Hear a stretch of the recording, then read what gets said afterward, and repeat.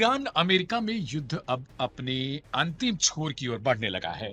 ऐसा इसलिए क्योंकि जिस तरह के बयानों का प्रयोग शुरू हुआ है और जिन धमकियों की बदौलत ईरान को खत्म करने की दिशा में अमेरिका काम कर रहा है, वो बेहद ही भयावह है। ट्रंप ने ईरान पर देर रात भयंकर हमले की चेतावनी जारी की है, जिसको लेकर ईरान अपने नागरिकों, खासतौर पर एथलीट और पब्लिक प्रोफाइल से अपील कर रहा है कि वे पावर प्लांट के पास ज्यादा से ज्यादा संख्या में इकट्ठा होकर एक मानव श्रृंखला का निर्माण करें, जिससे अमेरिका और इजराइल की ऐसी नाकाम हमलों से बचा जा सके। दूसरी ओर ईरान ने खाड़ी देशों में अमेरिकी बेसों पर हमले बढ़ा दिए हैं।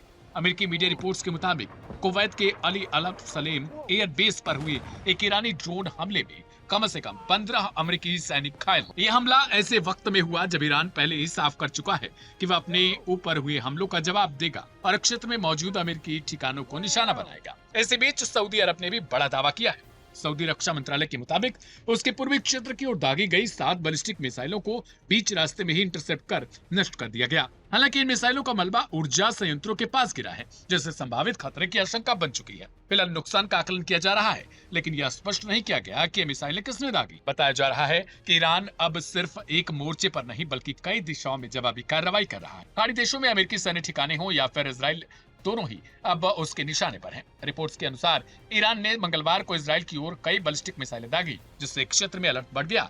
कई जगहों पर भारी विस्फोट हुआ, कई लोगों की मौत भी हुई।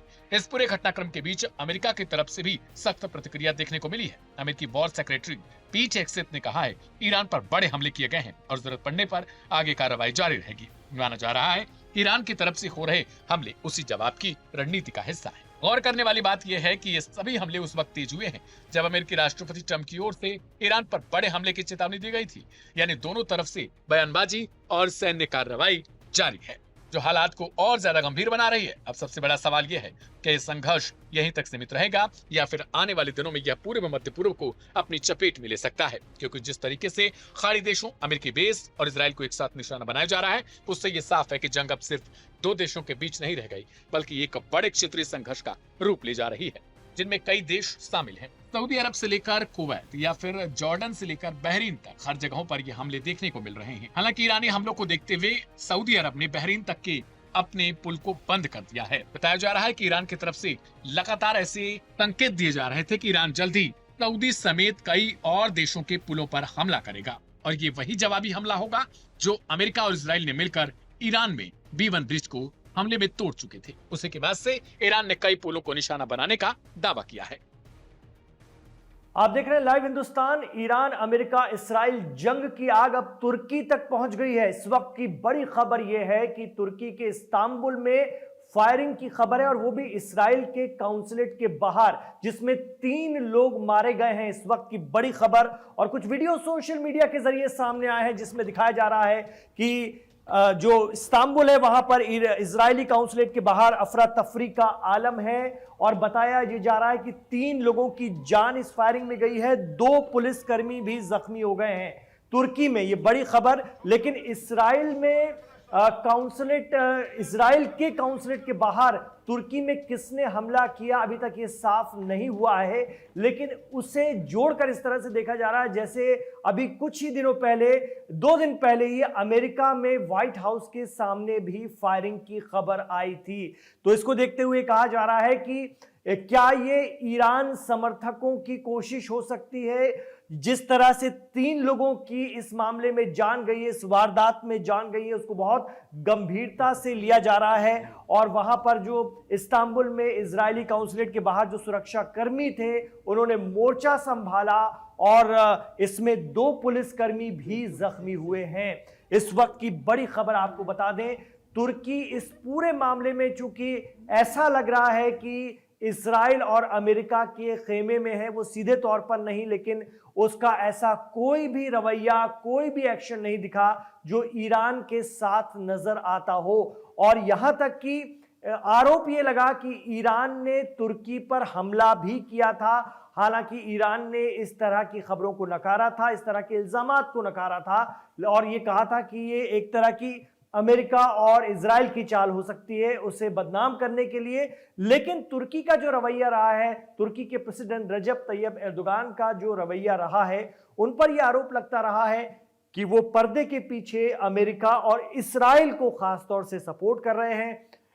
इसराइल की सप्लाई लाइन जो है वो तुर्की होते हुए जाती है। रजब तैयब एर्दोगान ने इसको लेकर के कभी कोई बड़ा एक्शन नहीं लिया, हालांकि वो हमेशा फिलिस्तीन के साथ दिखते नजर आए, लेकिन ईरान अमेरिका इसराइल जंग में उनका जो रोल है वो ईरान के नजरिए से अगर हम देखें तो शक के दायरे में रहा। और यही वजह है कि ईरान जो समर्थक हैं उनमें तुर्की को लेकर एक गुस्सा है, क्योंकि यह माना जा रहा था कि तुर्की एक नाटो कंट्री है, एक नाटो मुल्क है, ताकतवर सेना रखने वाला मुल्क है, और वक्त पड़ने पर वो कहीं ना कहीं इस तरह का रुख अपनाएगा जो इसराइल के खिलाफ होगा। लेकिन इस जंग के 1 महीने बाद भी ऐसा कुछ नहीं नजर आया। तुर्की ने अपने आप को न्यूट्रल रखा। हालांकि ये खबर आ रही है कि तुर्की अंदर खाने पाकिस्तान, ओमान और मिस्र के साथ मिलकर के ईरान को किसी भी तरह की बातचीत के लिए तैयार कर रहा है और कुछ शर्तें भी ईरान ने रखी। लेकिन इस बीच ये वारदात हो जाती है जहां पर इसराइल के काउंसलेट के सामने, जो कि इस्तांबुल में है, इस्तांबुल तुर्की का सबसे अहम शहर है, सुरक्षा की दृष्टि से भी बहुत अहम है। वहां पर इसराइल का जो काउंसिल खाना है वहां पर सुरक्षा मजबूत रहती है, और ऐसे में इस तरह का हमला हो जाना, फायरिंग हो जाना, जिसमें 3 लोगों की मौत हो जाना, 2 सुरक्षा कर्मियों का जख्मी हो जाना, कई तरह के इशारे कर रहा है कि कहीं ना कहीं इस जंग में यह भी हो सकता है, जैसा कि कुछ एक्सपर्ट बता रहे हैं, ये आकलन भी है कि तुर्की को कहीं ना कहीं जंग में घसीटने की कोशिश हो रही है, और हो सकता है कि यह भी साजिश हो, जैसा कि ईरान इल्जाम लगाता रहा है, या फिर यह किसी ईरान समर्थक की कोशिश हो सकती है, उसके तरफ से की गई वारदात हो सकती है।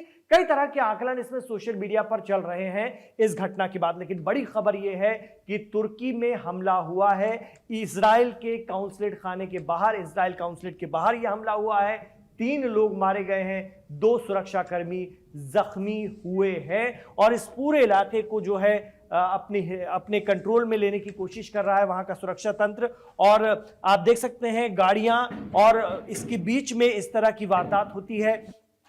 एक कुछ वीडियो में ये नजर आ रहा है कि गाड़ियों की आड़ लेकर सुरक्षा कर्मी जो है वो लगातार हमले कर रहे हैं हमलावरों पर, ये सब कुछ नजर आ रहा है वीडियोस में। लेकिन तुर्की कहीं ना कहीं इस वारदात की चपेट में आ गया, यानी क्या वो इस जंग का हिस्सा बन रहा है, क्या उसे इस जंग का हिस्सा बनाने की कोशिश हो रही है, ये बहुत अहम बात है, क्योंकि एक बहुत बड़े तबके में तुर्की के रोल को लेकर नाराजगी है। तुर्की जो कि अपने आप को सल्तनत उस्मानिया का उत्तराधिकारी बताता है, तुर्की